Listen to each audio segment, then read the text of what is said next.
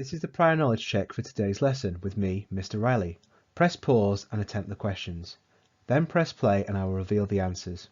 If you need further explanation, then model answers will follow.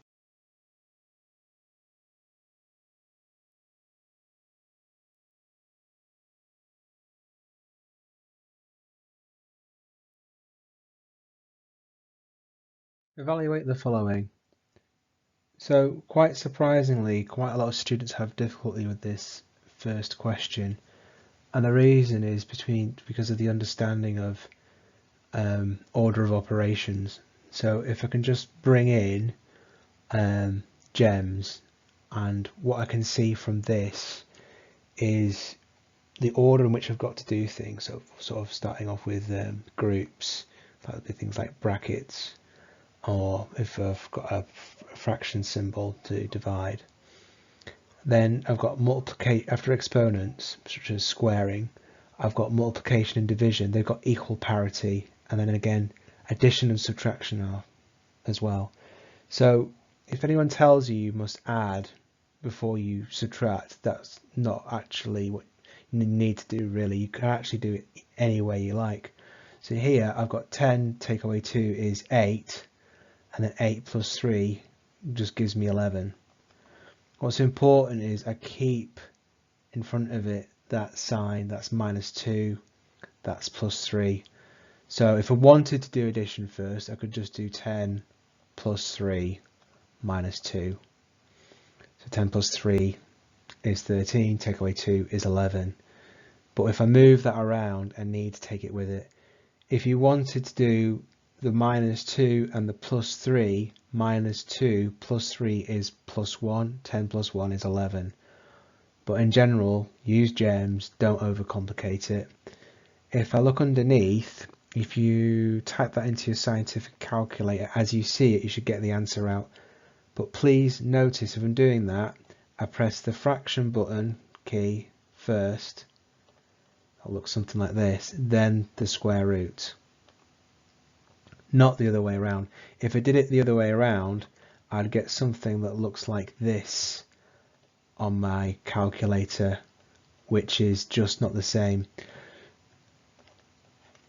So the order in which you press those keys into the calculator does matter. If I wanted to do that without a calculator, well, I need to evaluate my group first, what's inside there. Well, I'm not going to do the subtraction, I need to do my exponents, and I need to do my index. So that's 100 minus 36, which is 64.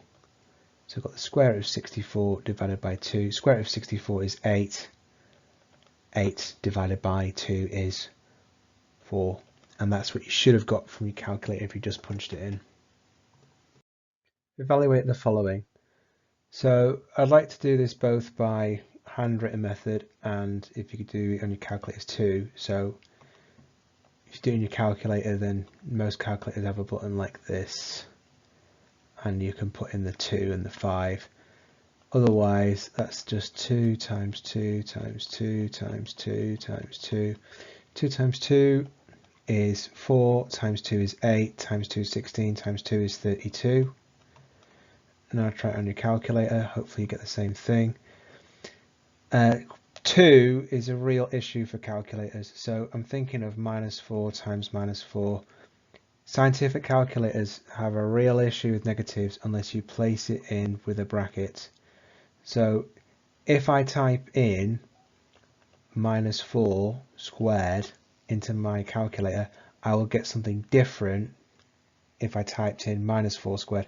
So that would be minus 16, which in this question is not what we're looking for. If you type, the reason being that 2 follows the order of operations, and it will square the 4 first, then look at the negative. If I want to multiply both the 4s, minus 4s together, minus 4 times minus 4, my calculator will consider it only if I type it in like this. And we know that minus 4 times minus 4, 4 times 4 is 16, 2 negatives make a positive. So please take care with how you type things into your scientific calculator.